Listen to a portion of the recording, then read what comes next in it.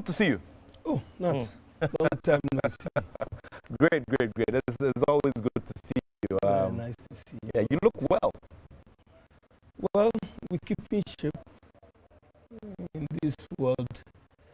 If you want to grow old, you can grow old. if you still want to look young, you can look young. You just have to exercise, control your diet, and then you pray to God that He gives you grace. And play a bit of football as well? Yes. One of those old player stuff, the Sunday stuff. Yeah. Yeah, once in a while, why not? You know, we've been through a whole period of stories and happenings in our football. We attended the FIFA World Cup. We saw what happened. Immediately after that, we went to the CHAN, and we also saw what happened.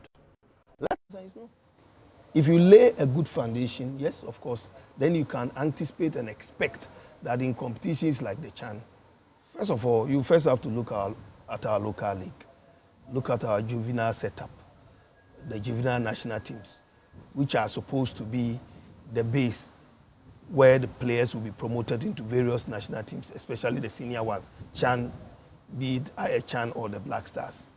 For me, looking at what is going on, it's very difficult, very, very difficult to be too hopeful that going into a competition like the CHAN or the World Cup, we're going to do very well. I think that when we took over from Normalization Committee, the job was cut for the new administration to lay a solid foundation and expect growth or expect some successes to come at the end of some competitions. But for me, that has not been the case. That has not been the case. That is why I think that we have not laid a solid foundation to merit our hope for successes in various competitions. For me, we've not done that. I've seen some journals and all, do ratings of different sorts, especially ratings of the quality of the leagues that are played in Africa. At the last count, we did not see Ghana in the top 10. And I guess that is something that goes along with what you're saying.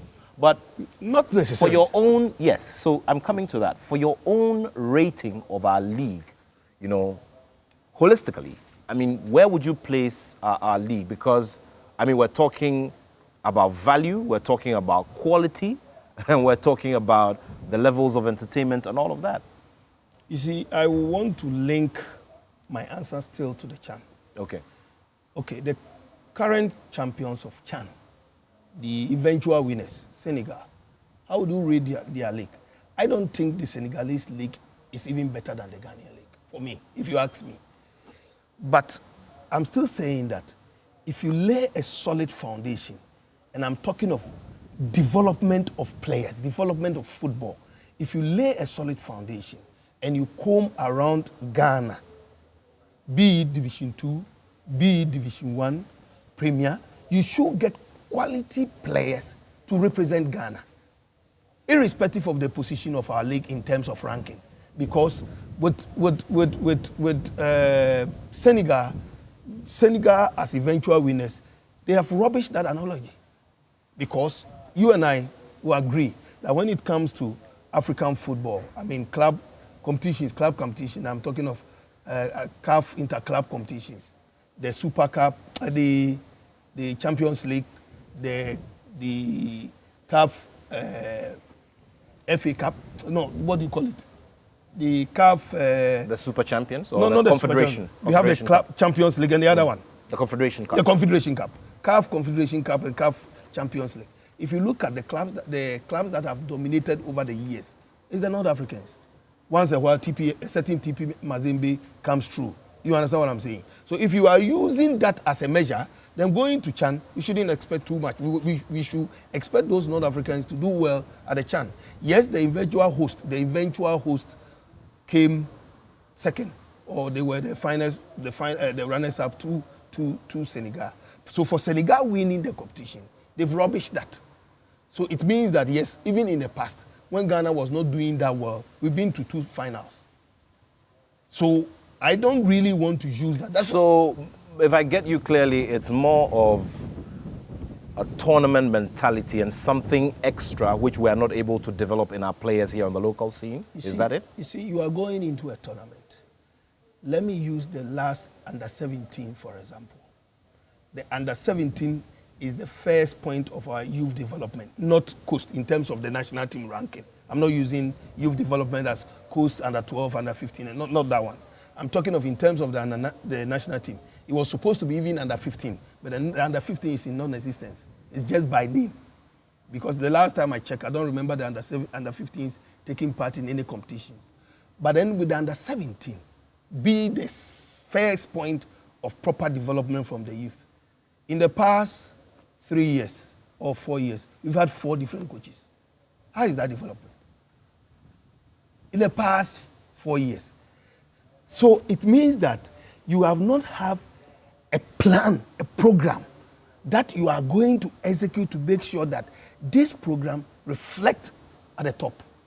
You need to groom from 17 to 20 to 23, some branches to the local Black Stars or the Galaxies as we call it now. Because remember, whilst we are playing the juvenile competitions in international competitions, most players will get the chance to travel abroad. The rest will remain in the league.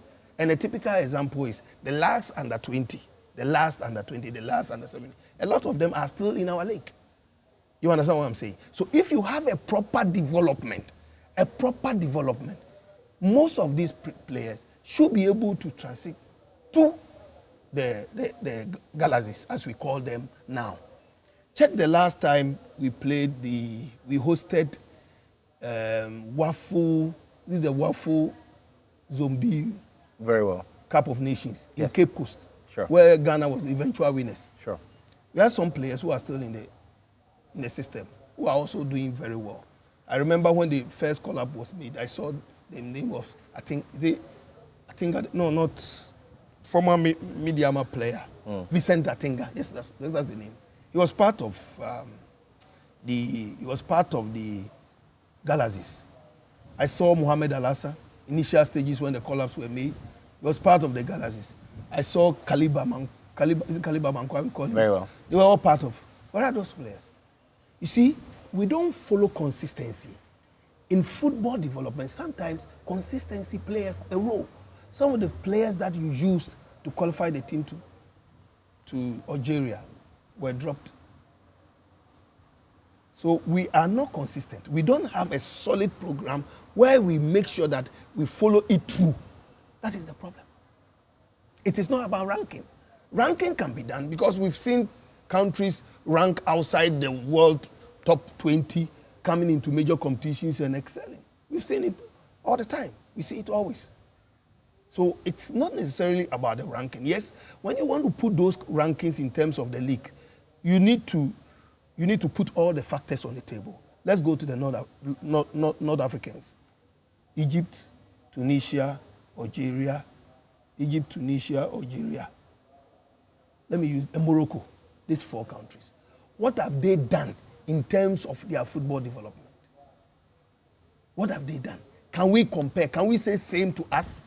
We've all traveled. We've all been to these venues. In terms of even infrastructure, in terms of football, quality football pitches for major tournaments. Ghana, yes.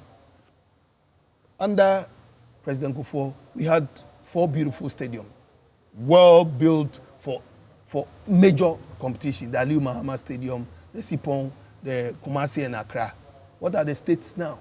Can we say same? Fortunately, we had one from late Professor Mills from Cape Coast Sports Stadium, so making it fine. What is the state of our venues currently? Now, let's pick the clubs involved. If you've been to Egypt, Ali is like a whole new, Ali as a club, I don't know how to compare. You can compare Ali to the Real Madrids or the Barcelonas or the Man U's and all that. It's a whole cult organization. People worship Ali. Same as Zamalek. You go to Morocco, same. You go to Algeria, same. You go to Tunisia, the Esperance and all that, Club Africains and all that. Can we say same? Yes. Here in Ghana, we can talk of the Kumasi Asante Kotoko and Accra and so forth. And let me comment, at this point, let me comment Take With Afriyie for the role he's playing or what he's doing for Accra and so forth. You see, yes, it is true we want to win trophies. But what Toby is doing is setting up the standard first, getting the base, as I'm saying, getting the base, is putting the base down so a solid foundation can be laid on the base. If players can get a very good accommodation to sleep, if right from my clubhouse, I can walk to the gym, right from the gym, there's a football field. And these are the things you need to put in place for a solid takeoff. And so for me, I think that Togo is doing well. The young man in Kumasi is also doing, and when he came, he's taking up the Adakojachi project, he's doing it. So for me, I think that the clubs in between Kotoko and Has, they are doing something right. For now, let's give them time. And then if the FA can complement what the clubs are also doing. When I say it, people will say that, oh, this is the responsibility of the clubs and all that. You see, as a football association, you need to put the framework for every club to follow. Framework, when I say... Framework as in the club licensing regime. Exactly. Very well. Are we complying with club licensing? Well, I mean, from where I sit, we've had some major, we've had some major milestones with the implementation of the club licensing regime. For instance, certification of coaches who coach in the Premier League. That is now part of our skin, and that is full-blown now, and we're adhering to it. In terms of our pitches as well, I mean, we have to be honest. I mean, we've seen clubs get banned. I mean, venues get banned temporarily until they met the criteria. I mean, we could talk about the story of Liberty Professionals, when they were in the Premier League and all of that. So over there, I can say we've seen one or two things being done. Of course, these are not the only criteria under the club licensing regime. What about the financial criteria? Very well, so thing is, what my expectation is, or what I know, as has been communicated by your fraternity, which is the football fraternity, is that this is being implemented in stages. Yeah. So, for instance, do you feel we're ready to have, for instance, a regime where you can ask clubs to have a certain minimum financial base, maybe $1 million for everybody? I have that financial buffer of $1 million, in your account before you can run in the Premier League. You're looking at something like that. That's not even the area I'm going. That's because, of course, it's almost impossible. But the truth is that how well is our league packaged? How well is our league packaged to attract sponsorship, serious sponsorship? I'm not talking of the sponsorship of $1 million. No, that's not the sponsorship I'm talking about. Because we've enjoyed 3 million before. We've enjoyed 2 million before. So if in 2023, 2022, you are enjoying so 1 million per season is an apology for you? Of course. Okay. Of course. You've enjoyed 3 million 10 years ago, or 15 years, or 12 years ago. You've enjoyed 2 million some years ago. But the 2 million and the 3 million you're talking about, at a certain point, they couldn't fulfill it. Yes. Capital Bank of old. Yes. It was a tier 3 bank. Yes. Their management sat through, their consultants sat through, and they said this is not something a tier 3 bank can. And we went to court and we got our money. Well, you went to court and got the money? Yes, of course. You don't know of the Glow issue. Are you not aware of the Not Glow. I'm talking about Capital Bank. Capital Bank. The last time I checked, the contract we signed, we almost got all our money. Well, almost, but not all. Well, but I'm saying that you can't be coming from a 3 million and a 2 million and get. Because I had a chat with Mr. Nyantechi, who under whom you served as vice president, and he told me that one of the difficulties that the FA had at the time was setting that precedent of taking a partner or a sponsor to court because then corporate Ghana was watching. So that was one of the difficulties. Yes, but that is true because there's a way you can always judge all. And remember with the glow issue, remember how many years we have to engage. You understand? How many years we have to engage. But the issue is that we need to learn from the past. The fact that we made certain mistakes in the past, it means that we are expected to do things better now. Is that not the case? Before you go on, let me also, I'm looking at it from various angles. We're looking at the economic situation in the country as well. Yes. Corporate Ghana, the levels of spending when it comes to sponsorship support and grants and all these that fall within that bracket of giving back to society. Is that not a consideration such that we look at the economic situation in the country and say that maybe $1 million is decent considering the fact that generally the economy has gone through a very tough turn, and because of that, businesses are also struggling and it's difficult to get amounts as much as 3 million? I have a different approach. Okay, tell me about it. To securing sponsorship for a product like the Premier League. Okay. And I'll explain. You see, I find it difficult to understand that when the Black Stars are playing, we can get all the resources from government to fund it. But when the teams like House of Folk Kotoko are participating in club competitions in Africa, we can't fund same. I find it difficult to understand. I think that the FA need to sit down with the sports ministry and make a case. For that matter, government? Yes. To make a case that yes, our number one product, apart from the Black Stars, and in terms of football in Ghana, I'm talking of the Premier League, we need the government help for some state agencies to support the Premier League. Elsewhere, it's done. Well, if you have a good rapport and you are able to explain, you are able to put the numbers on the table to explain to government that no, Mr. President, can you speak to Ghana Gas, GMPC, Vodafone, to come to our aid? I think that if you make a genuine case and the president can understand that yes, our number one league in Ghana needs sponsorship and the state must find a way to sponsor, why not? I will explain why you need to fund Premier Division in Ghana through a collaboration with the Ministry of Youth and Sport. Nat, if you look at this country, take out politics. There's only one product that unites the country, which is football.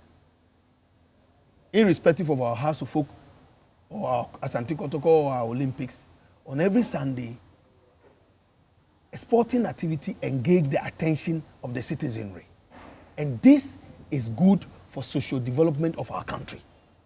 Every country, every government that does not pay heed to the youth, the upbringing of the youth, you are in serious trouble.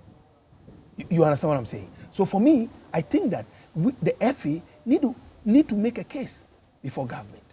Make a case before government. Why you need government to support in securing sponsorship for the league. And I don't think this is far from where other countries have been able to do it and they've succeeded. I can mention a lot of countries where, even here in Nigeria here, state governments take over the running of leagues in their various jurisdictions. State governments. So I'm saying that in Ghana, if we are able to put the numbers and tell the president that, Mr. President, in every week, if we are able to get a sponsorship to take care, these are the number of people that football take care of. The number of people. Because remember, the clubs, when there's a football activity at Accra Sports Stadium, there's a ripple effect. Yes. The byproduct. Sure. Everybody, including yourself, you're good. So we need to make a case. We need to make a case and let government understand that, Mr. President, we need your support in order to secure a sponsorship for our Premier League. Yes, we'll do our part. We'll have to package our product in such a way that it will be appealing for corporate bodies to say that, yes, I'm interested to associate myself with football in Ghana. Fortunately, in recent times, the act of hooliganism are going down. We don't hear of too much of what used to happen in the past, which is a good sign. So we need to build on that to attract. I hope you understand what I'm saying. Very well. So, I mean, all put together, it's not really going well. Yes. The running of our football is not really going well. Yeah. You see, when I speak, Yeah. I know my submission and my answers to most of these questions may sound a bit controversial, but it still remains the facts. You see, in recent times, we've witnessed certain bad officiating where referees are not punished. Sometimes the punishment is kept in the dark. You don't even hear it. Sometimes you get the federation even defending the act. We hear referees coming out boldly to apologize for mistakes. Yes, we accept that referees can make mistakes. But where one is going to a venue to watch a football match, where he has already heard the score line, in this case, the age of betting. But these are not new. These are not nouvelle to our football. I mean, for somebody fans going to the stadium and knowing the scoreline ahead of time is not new. If we keep on saying this is not new, then we are not ready to change. That's not the problem. We All I'm just saying is that it has happened in the past. Very well. So we need to acknowledge that as we move forward. It has happened, yes. Yeah. But I'm saying that the It's rate still happening. at which it's happening now, the rate at which it's happening now, speak to the clubs. I talk to the clubs always. The fact is So that it's gone from bad to worse. Of course. Of course. I have cataloged a number of incidents. In the coming days, I'll bring them out.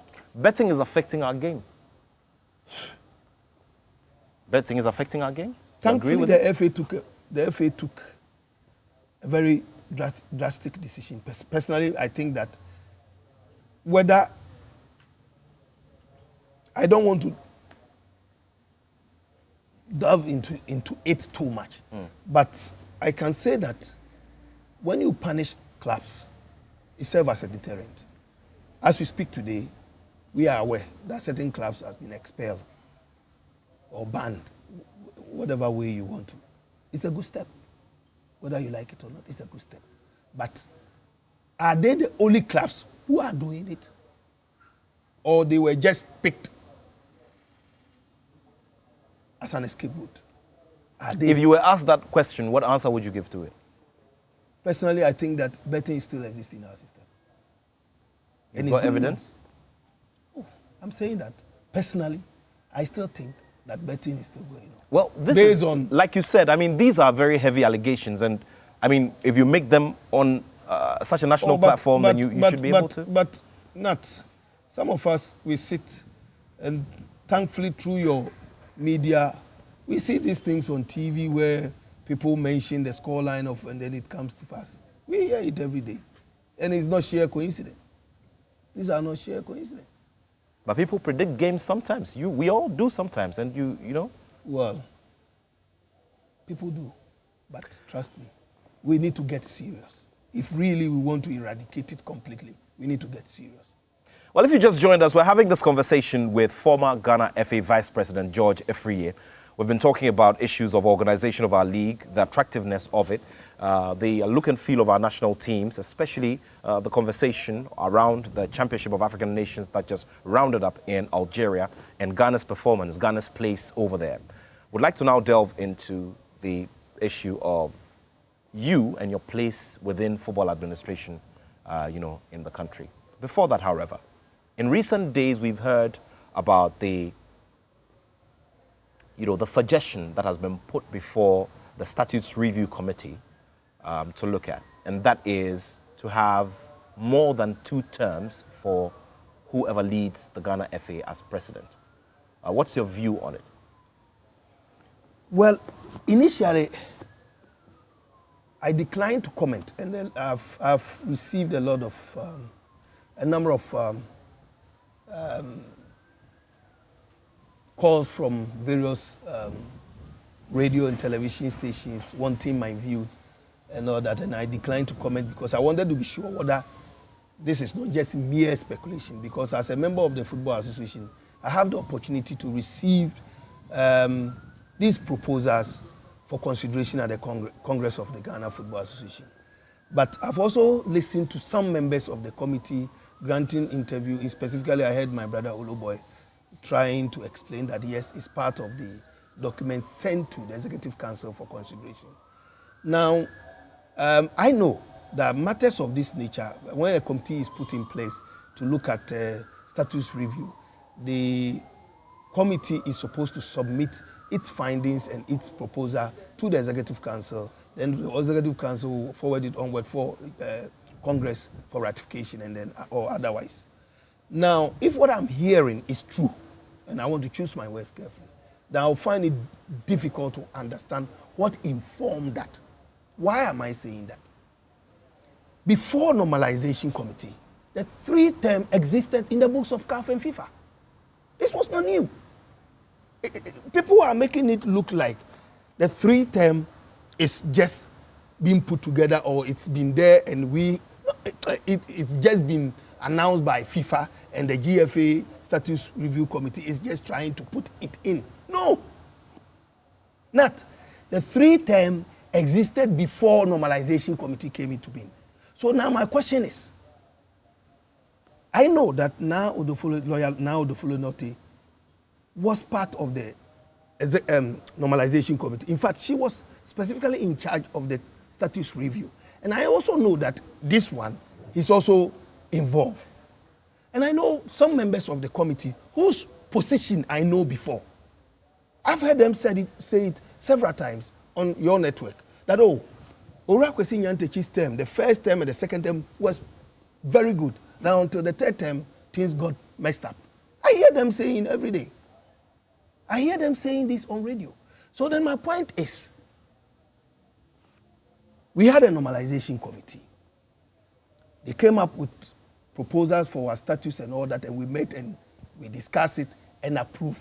Now, it will interest you to know that I participated in these status revision discussion throughout the period. In fact, the members of the normalization committee, specifically Madam who was in charge of it, engaged some of us and sought our views. One of the areas which never came up is the 3 terms.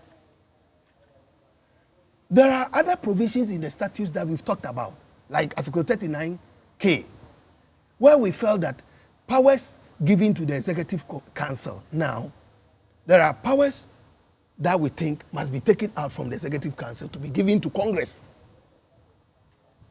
Remember, in recent times, some members of the football family met in Kumasi and proposed some amendment. These were some of the things we talked about.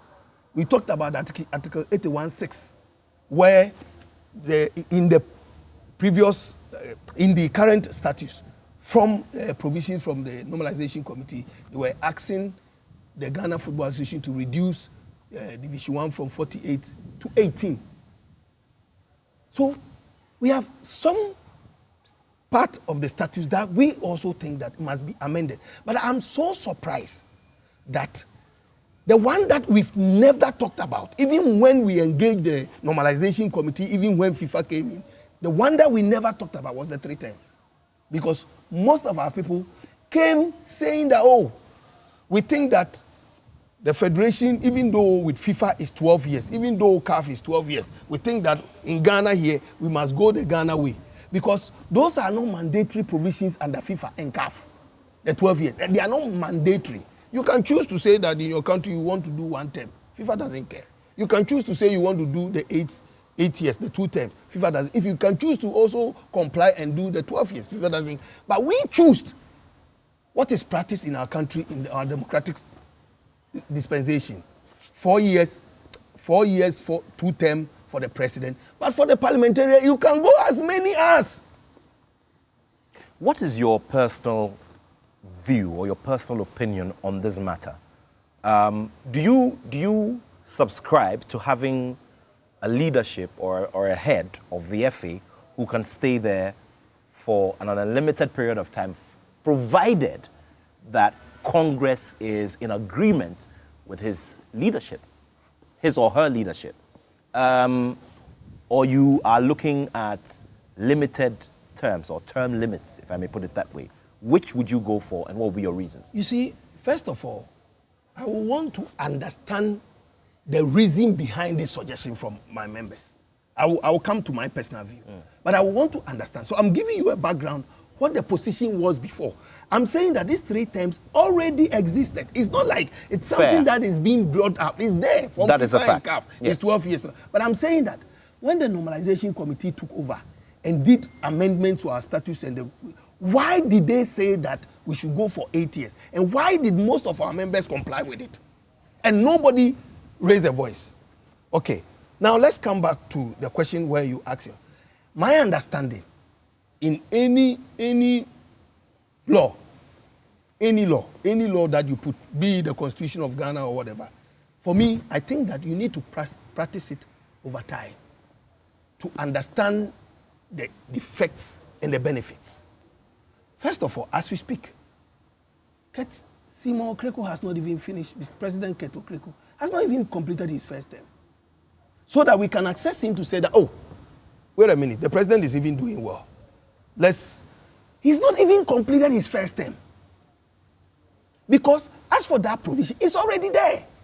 If he goes to full 2 terms and the Football Association members or the Congress of the Ghana Football Association feels that, oh, we can amend our own to fall in line with CAF and FIFA, we can do it. Because it's already there. But why are you thinking about it now when you've not even completed your first term? Why are you thinking about it now? And some of the things I'm hearing, I don't want to believe it because I want to, I'm hearing that. Your last statement, is it to suggest that it's Kurt himself who's saying he wants it? This is a suggestion that is coming from, you see, who put up members of every review committee? The FA president. At the sitting of the executive committee, the president can nominate out of the 11 people sitting there and say, I want you, I want you, I want you, I want so person, form a committee. So he knows, he understands. The people who understand him, maybe the people who are doing this revision, because honestly, some of the things I know, they will never see the light of day. I'll give you an example. I hear, because we are going autonomous, because there's a proposal saying that our league is going autonomous. But you see, that thing, anytime I hear about it, then I said, oh, there's nothing like autonomous. If you say semi-autonomous here, I understand. I don't see how our league can go autonomous. But be it as it may, this is what they are proposing. So let's see how it works. Because in 4 years, we are in the 4th league season of Kurt's administration. And there's no autonomous league. As far as I'm concerned, that was a campaign promise.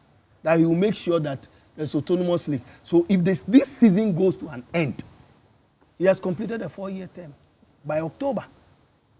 And there's no autonomous league. Now, my understanding from what some of the proposals that I'm hearing is that the Premier Division clubs are going to cede their powers to the league.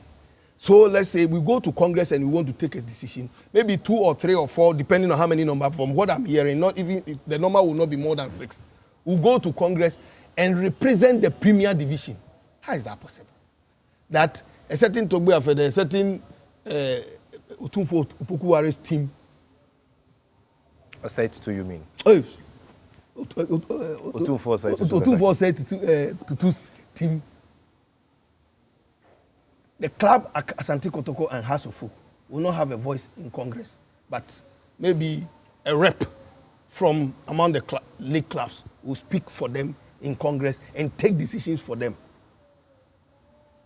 Rather, the bigger power is vested in Division 1 and women football and the allied constituencies. How is that possible?